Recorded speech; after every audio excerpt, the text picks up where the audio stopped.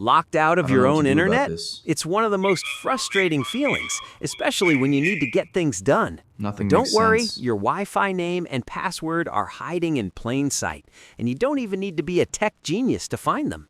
The fastest way is usually right under your nose or under your router.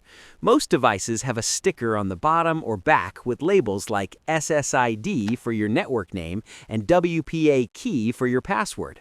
Studies show that over 70% of people never change these default settings, so that sticker is often your golden ticket.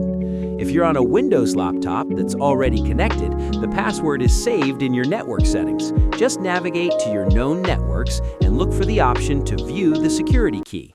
For Apple users, it's even easier. You can simply tap the info icon next to your network name in Settings and use your passcode to reveal the password instantly. If you're completely stuck, try connecting your computer directly to the router with an Ethernet cable. This bypasses the wireless password and lets you access the settings through a web browser.